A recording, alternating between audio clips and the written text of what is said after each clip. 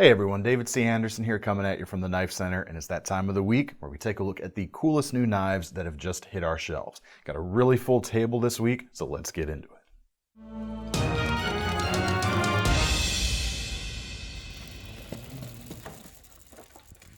All right, the first item up for grabs is the first of the official new 2021 Benchmade releases. It's the Benchmade, or a new version of the Benchmade Mini Bugout. This is the 533-BK2, or I might have the dash in the wrong place. But that's the knife. It's the Mini Bugout, and it's joining in sort of the exact configuration as one of the larger standard size Bugouts with the CF Elite handle material and the black coated S30V blade.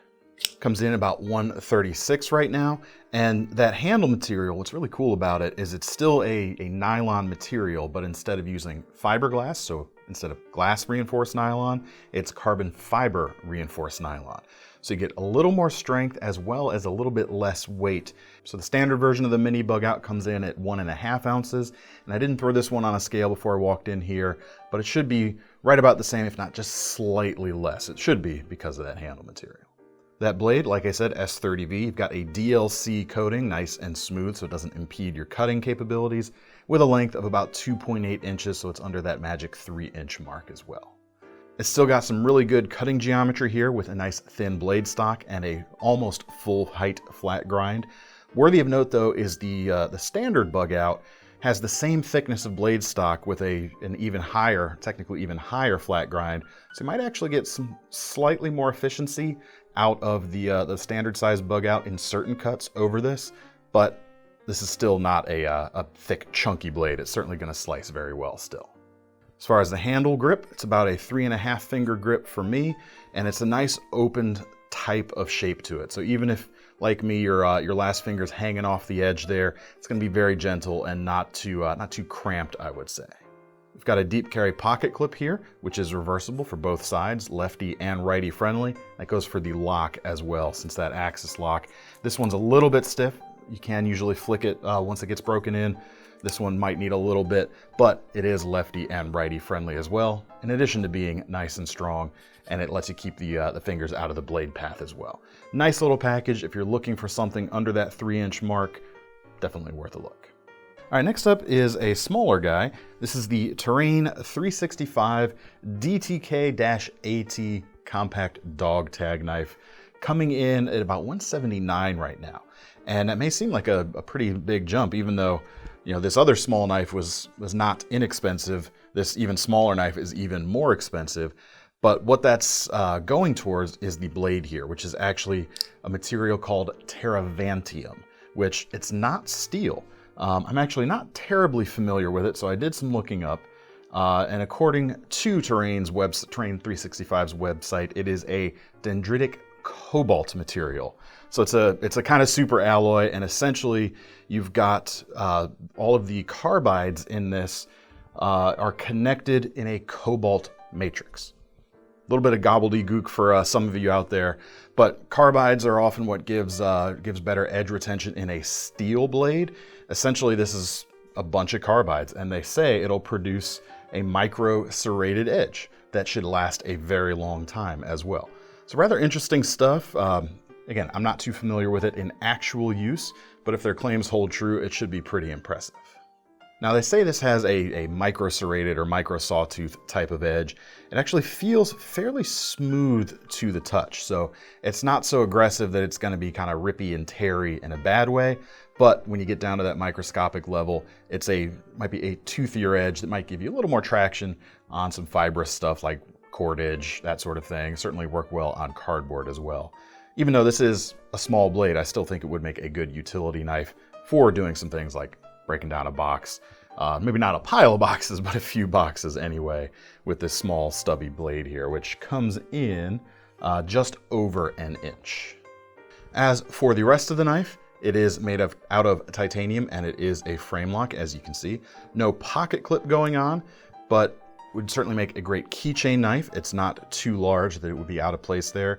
Also be a great 5th jean pocket knife as well, since it sits nice and flat. Now I tried to open this one-handed and I did get it to work, but it's a little finicky, especially for me with my hands that are a little slightly bigger than average. I think it's more of a two-handed opener because that way, you know, you're not pressing down on the lock bar or anything like that.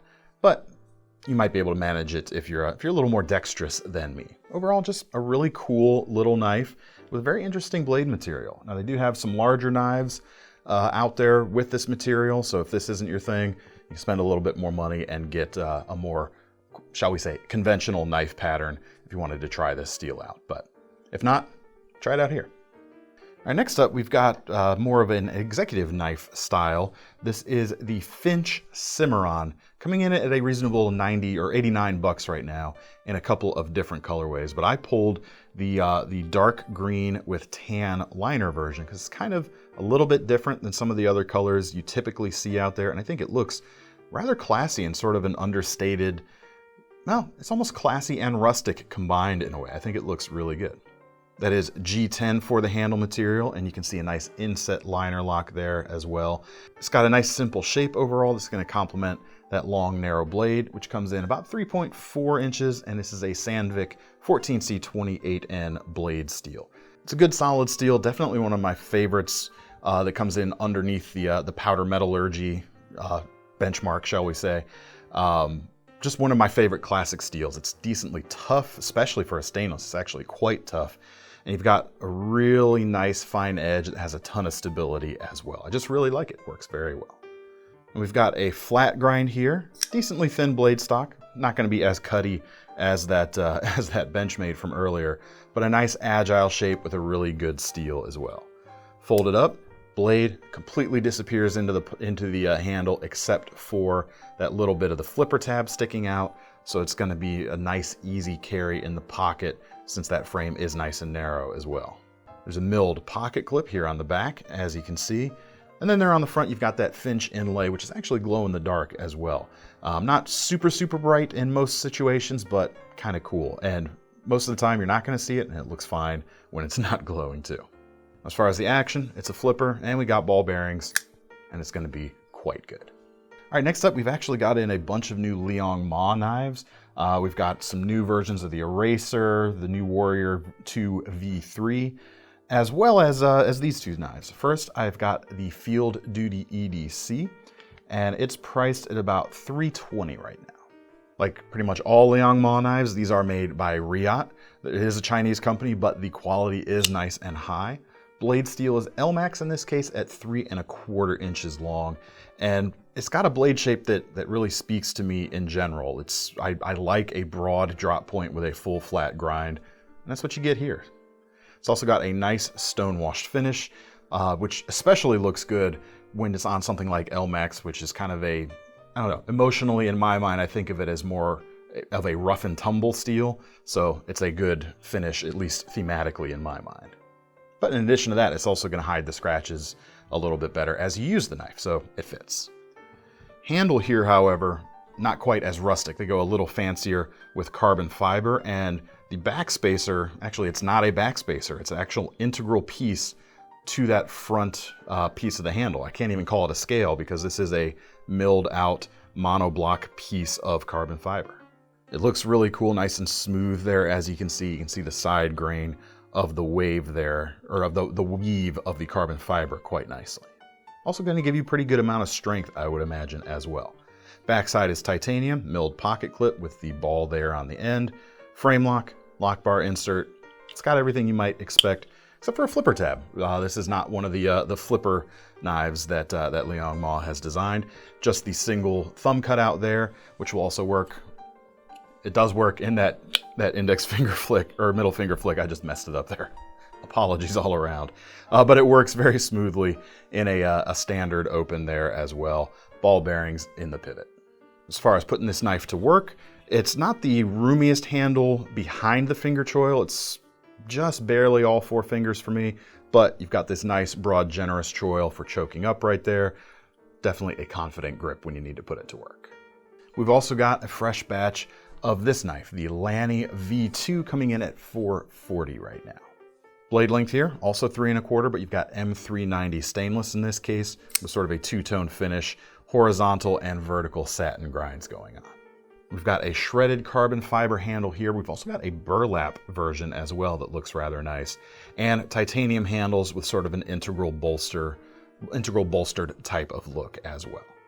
Flipping it over, you've got that bolster lock or frame lock and the milled pocket clip, ball bearings in the pivot, and in this case we do get a flipper, nicely integrated. There's a nice shape here on the leading edge of the handle, and it works quite well, as you would certainly expect.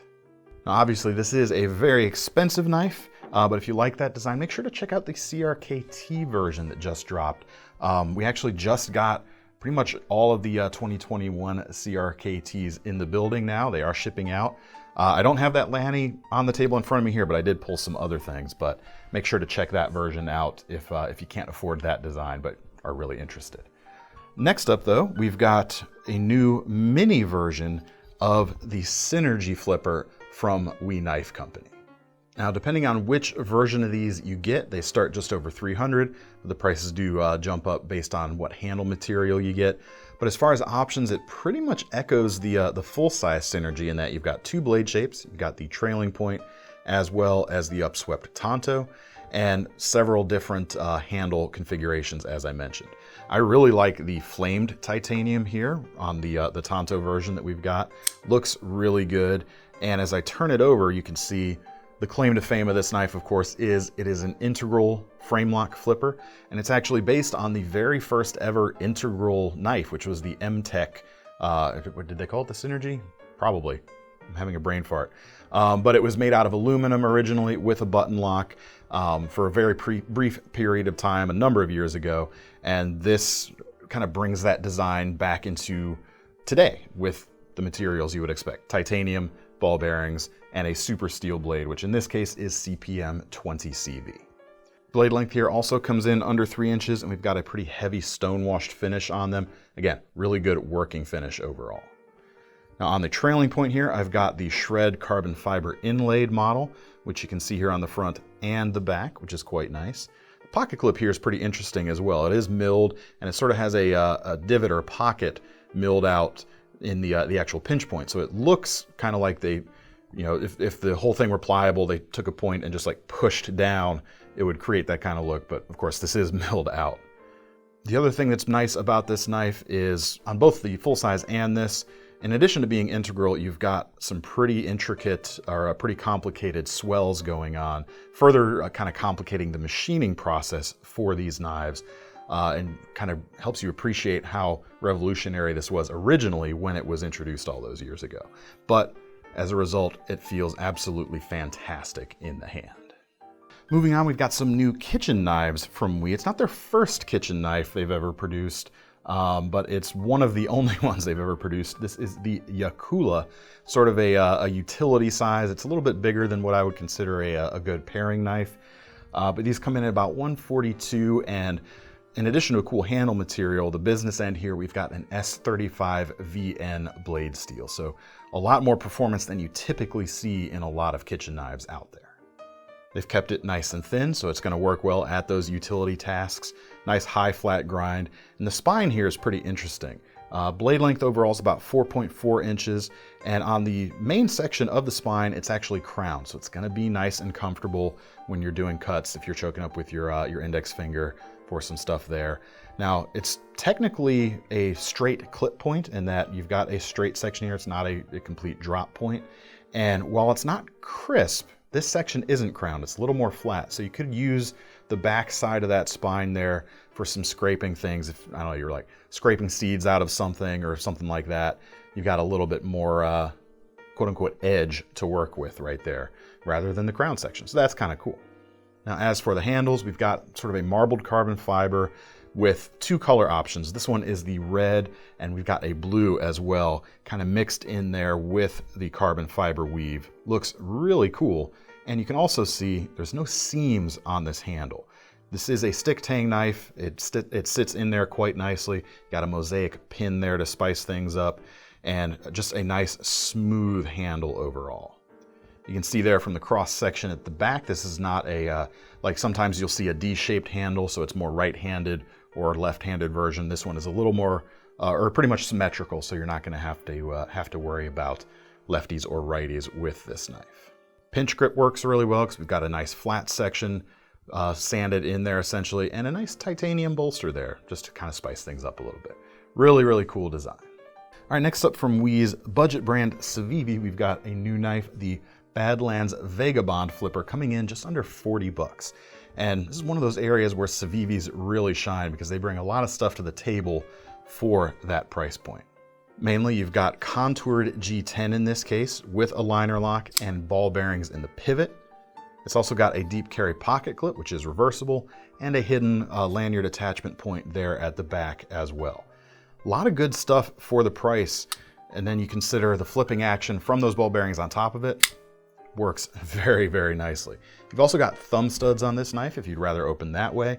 And unlike a lot of their flippers in this price range, in the up to $50 price range, you'll see D2 a lot. This one has a 9CR series stainless steel, so it's a step up from the 8CR stuff, kind of equivalent to 440C in terms of performance, so a good solid stainless steel option right there.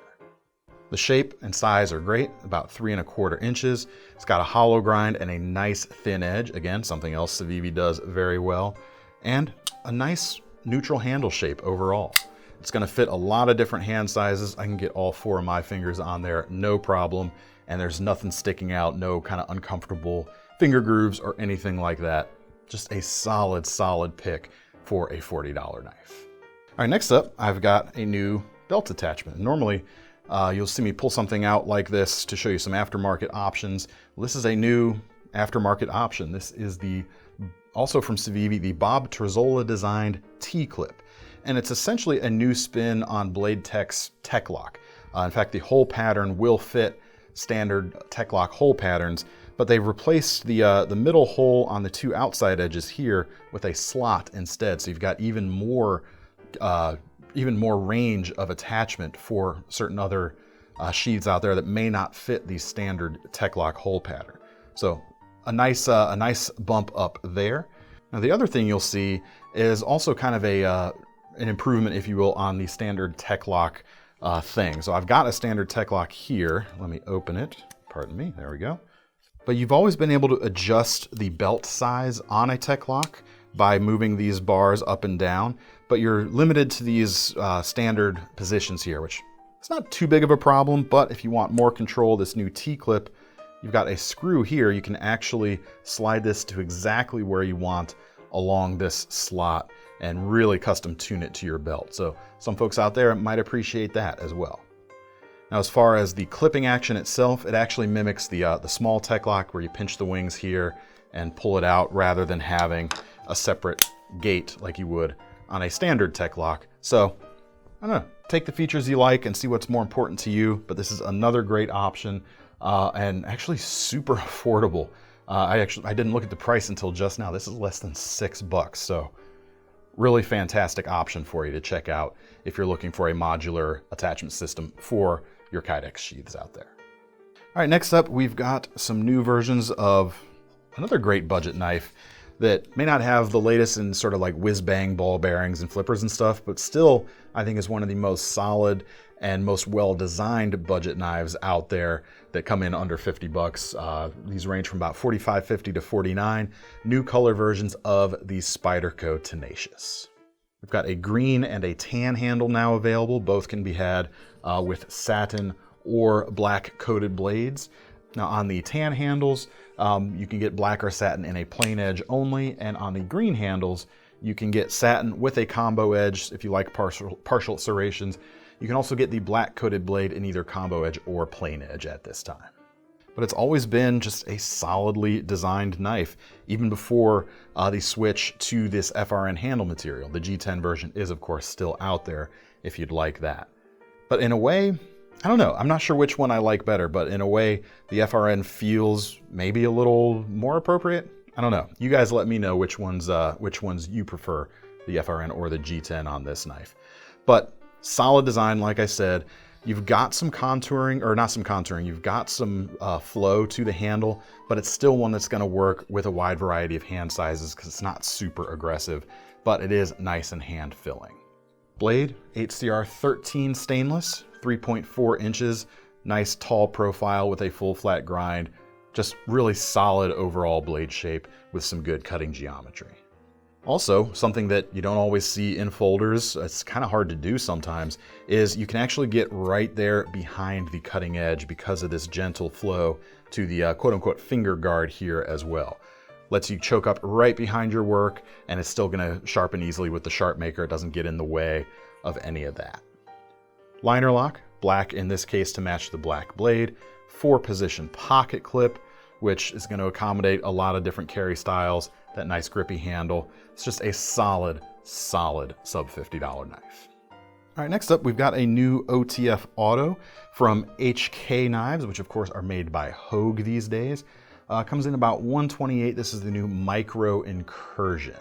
This is one of those California compliant models because we've got a sub 2-inch blade. It's 1.95 of 154 cm, with a nice stone washed finish, and a pretty cool stainless steel frame.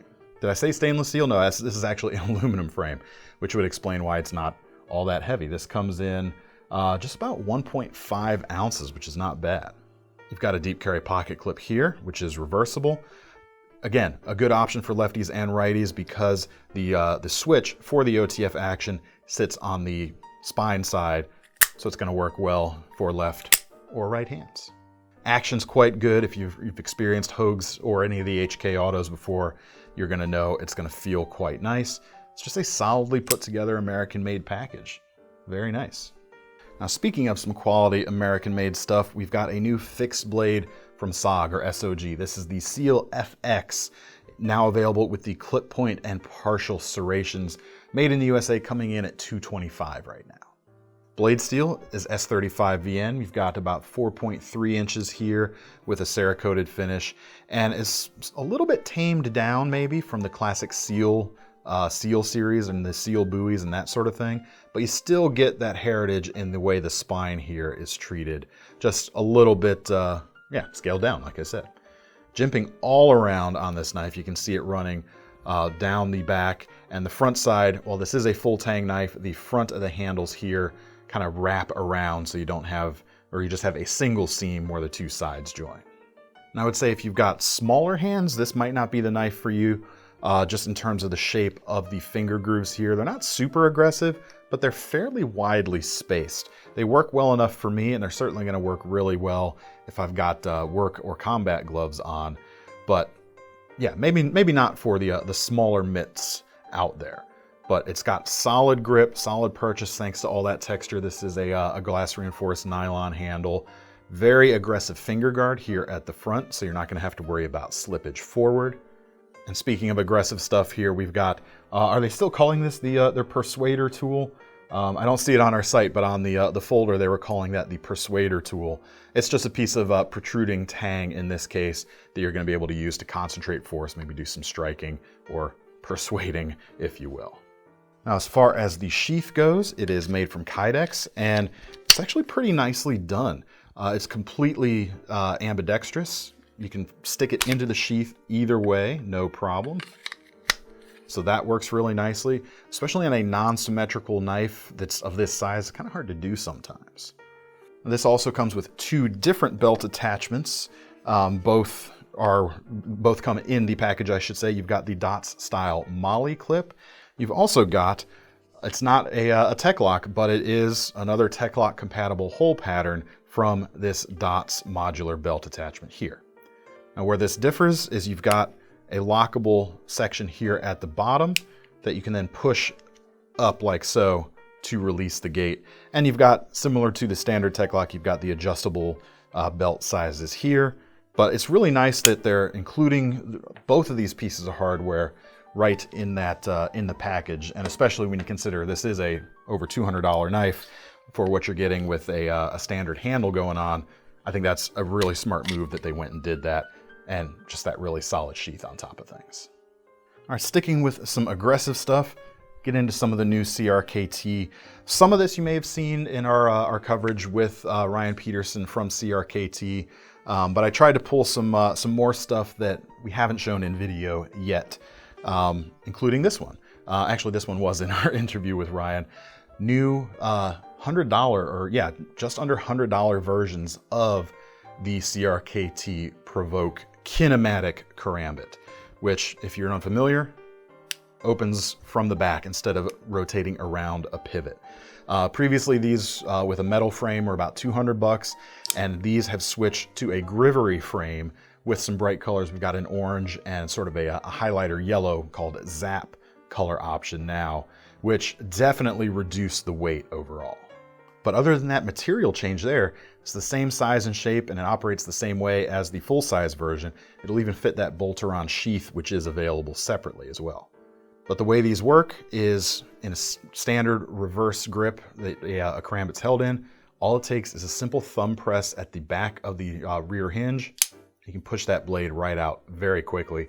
You can even use that as a pocket deployer if you're going to carry it with the flush-mounted clip here, rather than that bolt-around sheath. So in terms of speed of access, it really doesn't get much quicker unless you're going with a full-on fixed blade.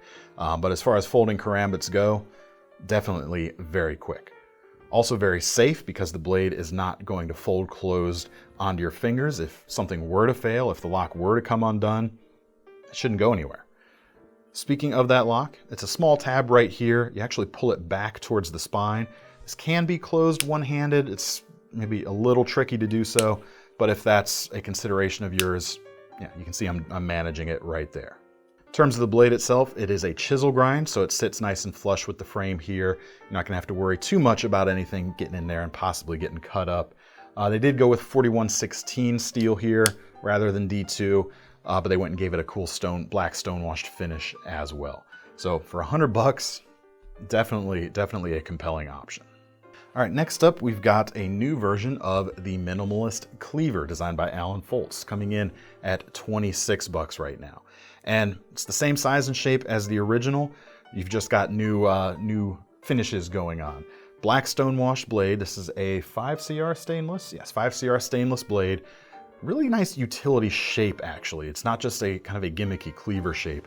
Good for breaking down some boxes, certainly, opening some packages. You're still going to be able to use that tip without too much trouble. It's not going to be, an acute piercer like that Wii or something from before, but it'll certainly get the job done. Handles here are G10 rather than micarta, and like the first Minimalist Cleaver, the handles are a little skosh larger than the original Minimalists that came out. There's just a tiny bit more to grab onto. And that certainly helps with grip. It's actually been a pretty strong point of this knife overall, thanks to the broad finger grooves that you've got there. But with this, you've got even just a touch more to hold on to. And for that fourth finger, you've got that lanyard installed, gives you a little bit more to grip right there, and actually is a pretty confident hold on a small neck knife like this. I say neck knife, but it actually comes with some belt attachment hardware as well, even though it's set up with a lanyard for neck carry. But just a simple belt clip here with 2 screws. You can carry it in a, probably not like that, but like a horizontal fashion like this, whether you like cross draw or small of your back. And also, I haven't removed the paracord to confirm exactly, but it looks like it lines up here with the holes on the end. So you could carry it kind of high on your belt in a standard fashion as well. Now, those same things are going to be true of this next small fixed blade, which is another Alan Foltz design. This is the Biwa. This guy comes in about $32 right now. We've got a roughly 3-inch blade of 8CR stainless, executed pretty nicely. And overall, with a nice simple shape like this, it's the small details that you got to get right to kind of pull it off. And I think they pulled it off here. We've got a hollow grind, almost full-length swedge with some jimping here on the front. No finger guard, but you do have a small touch of jimping there right before the edge starts. So you're not going to get so much kind of slippage protection there. It's not that aggressive, but if you're not looking at the blade and you're just feeling it, I can tell without even looking at it that I'm right behind the edge there because I can feel that jimping with my fingertips. So it's kind of an early warning system if you happen to be working in the dark, which on a bird and trout small hunting knife like this could be a possibility. Handles are G10, brown and black with orange liners. Spine is finished nicely, comes with a lanyard attached, as you can see. And the sheath is kind of the same story as that Minimalist. Thermoplastic type of design. You can carry it horizontal or kind of high on your belt if you mount it there on the end. All right, next we got some accessories next, and let's start with the pen. This is a new version of the Techliner. This is the super shorty version, designed by Mike Bond and coming in about 36 bucks right now. As you can see, it is blue, and the kind of claim to fame of these comes from the custom iterations of this pen, and you've got a magnetic cap which will slip onto either side. Definitely a pocket-sized pen when it's kind of configured like so. It's maybe a tiny bit shorter than like a Fisher Space Pen bullet model when you have the cap posted. So kind of just enough to write with without it being too small, at least for my hands. The body here is aluminum, obviously at this price point, which is great because if they had gone with stainless steel, it might have been a little too heavy overall. Now you may be asking about the magnetic capability. Since magnets aren't going to stick to aluminum, you've actually got a magnet glued into the top there with a small piece of steel here, and of course there on the front as well to kind of affect that magnetic hold. But it's put together really nicely. Obviously, it's a really cool design. Comes with a Schmidt Mega Line refill. If you're familiar with that, you'll know what you're getting here. Just a really cool piece. We've also got the new Joe Wu designed pocket driver stash tool coming in just under 20 bucks, also with a nice aluminum body. And this is kind of a two-purpose or a two-fold style of tool. Obviously, stash tool is in the name. You can unscrew this here, and you will find there are some screwdriver bits there. Four, in fact, 2 Torx bits. What is it? We have the sizes, a T6 and a T8. Yes, which is what you want for your knife maintenance. And these are WeHa bits, so they're nice, high-quality bits. They didn't kind of cheap out on you there, which is cool. And you can certainly take those out and use this just as a small stash, just like so. It's got an O-ring there, so it should be nice and watertight. But if you're actually looking for a pivot maintenance tool or a knife maintenance driver tool on the go, this is where it gets kind of interesting. The keyring section here, and I guess this would make sense if it is on your keyring, you actually pull this out. And I'm going to try to do this without the pocket clip going flying, because it's just a friction fit there. You can take that pocket clip off if you want, but right there where that kind of comes out of the keyring is where you're going to be able to slot in, and it doesn't quite drop in. You have to find the grooves. You can stick the drivers in there. So pretty neat overall. All right, couple more folders to get through. We've got a new Richard Rogers folder. This is the Cinco, coming in about 50 bucks. You may know Richard Rogers for the very highly successful CEO design, which is now available in flipper form as well. But we've already showed that in 2 videos, so I haven't shown it yet. But this is another cool, simple yet elegant styled of design from Richard Rogers, even though it leans a little more into the rugged or maybe tactical vibe a little bit. Blade steel here is D2, so a nice upgrade from the 8CR that they use a lot, coming in under that 3-inch mark. Good shape overall, nice flat grind going on with that swedge as well, which is going to remove that drag point as you're going through materials. Handles are stainless steel. Technically, I would probably call this a frame lock with inlays rather than a liner lock. That's the way it feels to me. But black stonewash there to match the blade. Same thing with the pocket clip there. And we've got these sort of coyote tan G10 inlays, which are going to work as an over travel stop as you push that lock bar out as well. As far as the rest of it goes, IKBS ball bearings in the pivot. Nice flipper tab integrated there. Pretty cool what he did with the jimping here. It's not just jimping. It actually wraps all the way around, not here on the very back edge, but you see those milled lines wrapping all the way around the flipper tab. Kind of a neat little spin on an also effective little design detail. But yeah, like I said, like the CEO, kind of has a very simple, elegant shape. It's a little broader, obviously, but closed up, you get kind of the same hallmarks that where the blade is just completely buried in there. All you see is that flipper tab. Gonna be a nice, easy carrying knife. We also got a couple new Lucas Burnley designed squids from CRKT this year. There's an assisted version as well as this slightly simpler one here. This is called the Squid Holy, because it's got holes in it, for about 23. They should have called it like the Holy Squid. Has a nice ring to it too. But a little bit more of a robust kind of pocket tanky style of design overall. Steel here is HCR, I believe. Yep.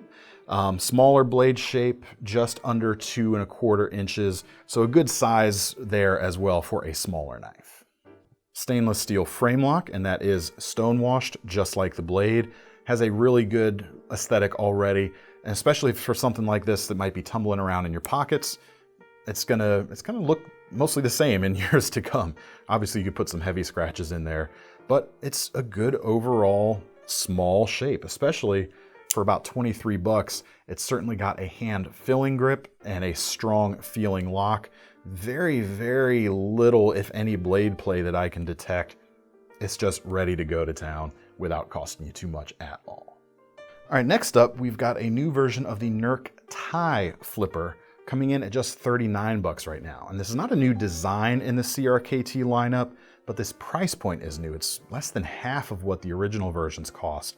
And that's because they simplified the way they built the handles up. It's no longer kind of multiple layers. They essentially, enamel this, the color, in this case green, onto the whole thing. And then they come in and just grind away the top. So you still get the two-tone look of that original. Of course, very innovative opening system, innovated originally by Glenn Klecker, used here by Brian Tighe on this particular version of it. Now it's essentially a lockback, as you can see, but because it's using the skeletal structure of the frame itself, the back or the leaf spring on that lockback is open rather than closed. So you can get that flipper tab in there. So I don't actually know if there's any other flipper lockbacks out there apart from, ones that use this particular mechanism. Now, if you're worried about the action, don't be. Flips open quite nice. There are ball bearings in the pivot, but I think the biggest thing that contributes to that action is actually the thing that you might think would prevent the action, and that's the normal resistance you would get from a back spring in a lockback. You can see right here, obviously it doesn't drop shut, but it's almost ramped. It's not quite assisted, but you might be able to make the case that it is. It's not going to finish the opening action, but you get a little bit of a boost after you break past that detent when you flip it. So yeah, it works quite well. Nothing to worry about whatsoever. Blade steel here, HCR stainless. Again, just over 3 inches in this case. Nice recurved drop point. Just a really cool looking piece. All right, last but not least, we've got a new Jesper Vaknaes design. This is the Ibi. Technically a karambit because it's got the ring here, which is actually a sort of bead blasted or stone. Is it? It's a stone washed copper ring. I think the sample we got a couple weeks ago was bead blasted. That's why, pardon the interruption there. But instead of getting that aggressive hawkbill shape, instead you've just got a more simple utility blade shape going on here. Kind of a modified sheep's foot. Got a little bit of belly, nice hollow grind, and that black stone washed finish. Length itself is just under 3 inches, and it just feels ready to work, especially if your fingers in that pocket ring or that finger ring there. Feels like a nice solid grip. The ring itself is decently roomy. I've got some pretty wide fingers myself, and even my index finger, I've got no problems right there. You can see right there under my finger also, we've got a reversible pocket clip. It is folded over, but can't really call that deep carry because that ring does stick out, but pretty much just the ring sticks out. I don't know if that's going to be recognizable as a knife or not when it's sticking out of the pocket. Might just be kind of cool looking. Got a liner lock here. Again, a nice blade shape that tucks almost completely into the handle. You got a little bit sticking out here at the end, and an IKBS flipper going on, which works quite well. The G10 is nice, got a little bit of a contour and even a little bit of a tiny thumb scallop there right in front of the pivot for a nice pinch grip. Kind of a really cool design overall. All right, that is all I've got time to show you today. Thanks for sticking around. Make sure to let me know what your favorites were down in the comments, and if you want to get your hands on any of this stuff, we will leave links in the description to take you over to KnifeCenter.com. While you're over there, make sure you sign up for our Knife Rewards program because, as I always say, if you're gonna spend your money on one of these knives, you might as well earn some free money to spend on your next one. I'm David C. Anderson from the Knife Center signing off. See you next time.